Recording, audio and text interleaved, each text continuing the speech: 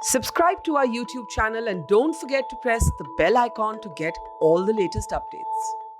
जब हम युवाओं के बीच होते हैं तो उनकी जो एनर्जी होती है वो अलग लेवल की होती है, वो बहुत अलग तरीके से हमें आकर्षित करती है। और इसी के लिए हम युवाओं के मिजाज को समझने के लिए पहुंचे हैं दरभंगा के ललित नारायण मिथिला विश्वविद्यालय में, जहां हमारे पास कुछ यहाँ के स्टूडेंट्स हैं और कुछ लोग हैं जिनसे हम बात करके समझेंगे कि युवा इस इलेक्शन में क्या चाहते हैं। आप बताइए, आपका नाम क्या है? जितेंद्र कुमार नाम है मेरा। किस चीज़ की पढ़ाई कर रहे हैं आप? मैं एक्चुअली इस यूनिवर्सिटी में नहीं पढ़ता हूँ। मैं पौंडीचेरी केंद्रीय विश्वविद्यालय का स्टूडेंट हूँ। लॉकडाउन के कारण मुझे घर पे आना पड़ा, तो मैं यहाँ फ़िलहाल कुछ दिन से हूँ, अस्थायी रूप से हूँ। अच्छा, तो आप बाहर पढ़ते हैं और हमेशा बाहर एक ये सेंस कहा जाता है कि बिहारियों के साथ शायद अच्छा ट्रीटमेंट नहीं होता है, एक अलग इन्फीरियरिटी वाली नज़र से देखा जाता है। नहीं, ऐसा मैं साउथ इंडिया में रहता हूँ, चेन्नई से 200-250 किलोमीटर दूर है। ऐसा कुछ नहीं मेरे साथ हुआ, ऐसा कुछ नहीं। अच्छा, आने वाले इलेक्शंस को आप किस तरह से देखते हैं? आपके ख्याल से किस आधार पर लोग वोट करेंगे? देखिए, इस बार का इलेक्शन कुछ इंटरेस्टिंग होने जा रहा है और मैं इसके बारे में बता नहीं सकता हूँ, ये 10 तारीख को रिजल्ट बता देगी, लेकिन इस बार कुछ रोचक होने जा रही है।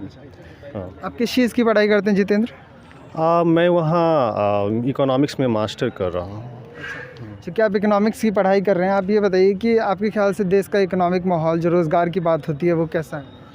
देखिए, अभी तो मतलब बहुत ही स्थिति गड़बड़ है। पहले से ही स्थिति चरमरा रही थी, लेकिन लॉकडाउन आने के बाद स्थिति और बदतर हो गई है। तो पूरी दुनिया की इकोनॉमी की स्थिति अभी बदतर है। अच्छा, हाँ, ठीक है। भैया, आप अपना नाम बताइए। मेरा नाम अंकित आनंद है। आप किस चीज़ की पढ़ाई कर रहे हैं? हम यहाँ पीजी कर रहे हैं। किस विषय में? पॉलिटिक्स साइंस में। अच्छा, आप पॉलिटिकल साइंस के विद्यार्थी हैं। आप बताइए, चूँकि आप पॉलिटिक्स के स्टूडेंट हैं तो आप स्पेशली बता पाएंगे, आपके ख्याल से लोगों को किस हिसाब से वोट करना चाहिए? देखिए, वोट सबसे पहली बात है, 30 साल से 15 साल ये 15 और पिछला 15 दोनों ही, एक तो जंगल राज में बिता दिया और एक जो है नहीं विकास हुआ। विकास के नाम पे जो ठगैती का काम किया गया है नीतीश कुमार के द्वारा, ये जो है अभी पोशाक योजना कर रहे हैं, फिर मिड डे मील कर रहे हैं। उस समय क्या है, वहाँ पढ़ाई नहीं होता है। आप जाइए सरकारी स्कूल में, वहाँ ये स्थिति है ना, जो 8th में बच्चा चला जाता है उसको सही से मल्टीप्लिकेशन नहीं आता है, सही से सब्सट्रैक्शन नहीं आता है, ऐसा स्थिति ख़राब है। और हम तो यही पूरे बिहार वासियों से अपील करेंगे कि सोच समझ के वोट दें और जो विकास करे उसी को वोट दें। चूँकि आपने दोनों सरकारों को घेरा, दोनों 15 सालों को घेरा, आप ये बताइए आपके ख्याल से ऑल्टरनेटिव क्या है? देखिए, एक चीज़ मेरे हिसाब से, जो आपके बीच आए, जो आपका काम करे, उसको आप वोट दीजिए। देखिए, मेरे हिसाब से अभी बिहार में एक ही शख्स है जो अच्छा काम कर रहा है, वो है पप्पू यादव। पप्पू यादव लोगों के बीच जा रहा है और वो हर एक चीज़, चाहे बेटियों और बहनों के साथ गलत होता है या फिर किस बाढ़ की समस्या होती है कोरोना काल में, वही एक शख्स है जो अभी तक 2 लाख आदमियों को सहायता राशि पहुंचा। और सब सरकार कहाँ है? सोया हुआ है, एसी में सोया हुआ है। ये चीज़ ख़त्म होनी चाहिए। अच्छा, चूँकि हम यहाँ पे विद्यार्थी हैं, आप ये बताइए कि आपके ख्याल से एजुकेशन सिस्टम में क्या क्या प्रॉब्लम है? एजुकेशन सिस्टम में पहले तो ये प्रॉब्लम है कि मिडिल स्कूल में इंग्लिश बहुत ख़राब है। जो भी बिहारी बाहर जाता है इंग्लिश में बहुत पीछे रह जाता है, इसीलिए वो थोड़ा इधर उधर मतलब इंग्लिश नहीं बोल पाने के कारण पिछड़ जाता है। और किसी आगे का तैयारी करने के लिए, फिर इंग्लिश पढ़ने के लिए, फिर इंग्लिश का तैयारी अलग से करना पड़ता है। तो मतलब आप कोचिंग इंस्टीट्यूट्स की तरफ बात कर रहे हैं जिनमें बच्चों को जाना पड़ता है। अभी मैं एक रैली में भी था, वो भी इसी तरह की बात कर रहे थे कि कोई दिल्ली जाकर पढ़ता है, कोई यहाँ जाकर पढ़ता है। तो इन सब चीज़ों को ध्यान में रखते हुए आपको क्या लगता है कि, अच्छा ये बताइए, पहले आपने कहीं वोट किया है? वोट तो नहीं किया, लेकिन इस बार मेरा हो सकता है। हाँ, इस बार आपका फर्स्ट वोट? वोटर लिस्ट में अभी नाम तो दिए हैं, बताएगा तो दे सकते हैं। तो आप इस बार फर्स्ट वोटर होंगे। आप बताइए, आपके ख्याल से किस आधार पर लोगों को वोट, आप किस आधार पर वोट करेंगे? मैं तो इस आधार पर वोट करूंगा, मतलब विकास हो, मतलब रोज़गार आए।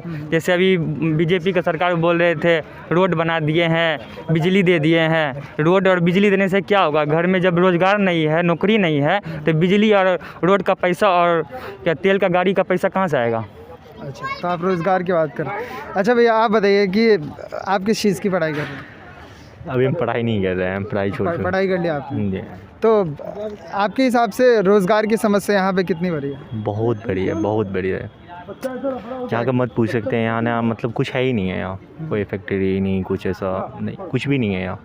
तो आपके यहाँ- हिसाब से सरकार की प्रायोरिटी क्या होनी चाहिए? सरकार की क्या होनी चाहिए? सरकार इस सब पे ध्यान देनी चाहिए इन लोगों को। और अभी की जो भी सरकार है या थी, और उसमें थोड़ा सा चेंजेस होना चाहिए लोगों के अंदर, मतलब सरकार चेंज होनी चाहिए इसमें। आपके ख्याल से बदलाव आना चाहिए? बदलाव आना चाहिए। जैसे अपने तेजस्वी यादव हैं, वो आने चाहिए। युवा है, उनको देना चाहिए, एक बार मौका देना चाहिए उनको। अच्छा, हम आपके पास चलते हैं। अपना नाम बताइए। आकाश कुमार मेरा नाम हो।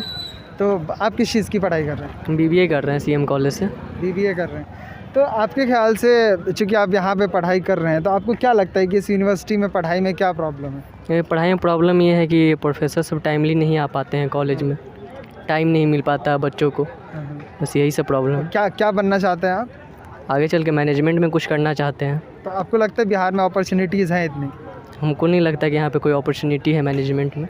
अच्छा, तो मैंने ये भी सुना है, मैं ऐसे पूछ रहा हूँ कि बिहार में बच्चों को कहा जाता है सिविल सर्विसेज परसू करो, और उसके लिए घर वाले दबाव डालते हैं। ये कहाँ, किस हद तक सही है? बहुत हद तक सही है। मेरे घर में मुझे बोला जा रहा था एसएससी की तैयारी करने के लिए, हाँ, तो लेकिन मुझसे हो नहीं पाएगा शायद एसएससी, इसलिए मैं नहीं कर पा रहा हूँ। प्राइवेट सेक्टर में जॉब ढूंढूंगा। और आपके ख्याल से क्यों ऐसा करते हैं लोग? सरकारी नौकरी के पीछे दहेज मिलता है इसलिए? हाँ, शायद यही सबसे बड़ा कारण है। इसमें अच्छा खासा दहेज मिलता है। अच्छा, आपको इसमें लगता है? अच्छा, ये बताइए, आपने इससे पहले कभी वोट किया है? नहीं, इसमें मेरा फर्स्ट वोट होगा। फर्स्ट वोट होगा। तो आपके ख्याल से क्या प्रायोरिटीज़ होनी चाहिए सरकार के लिए जब वो आए? सरकार को सबसे पहले तो एजुकेशन पे ध्यान देना चाहिए। देखना चाहिए कि एजुकेशन का व्यवस्था सही है कि नहीं, क्योंकि मैं स्टूडेंट हूँ, तो मैं चाहूँगा कि मुझे बढ़िया एजुकेशन मिल जाए, मुझे हायर एजुकेशन में बढ़िया मिले। मैं चाहूँगा वो मुझे इसके लिए बाहर नहीं जाना पड़े, मुझे दरभंगा में ही बढ़िया एजुकेशन मिल जाए, ताकि मैं यहाँ पर रह कर ही पढ़ सकूँ। और एजुकेशन के अलावा कोई चीज़ जो आप फोकस करना चाहें जिन बातों पर? अभी तो मैं स्टूडेंट हूँ, तो एजुकेशन को ही देखूँगा उसके बाद। तो हमारे साथ अभी कुछ लोगों ने बात की जो कि यहाँ या फिर अगल बगल के इलाकों में पढ़ाई कर रहे हैं, और उनका एक जो कंसर्न था, ज़्यादातर फर्स्ट टाइम वोटर्स थे, कि एजुकेशन सिस्टम अच्छा नहीं है। साथ ही बहुत सारी और भी प्रॉब्लम है और लोगों को चेंज चाहिए कहीं ना कहीं।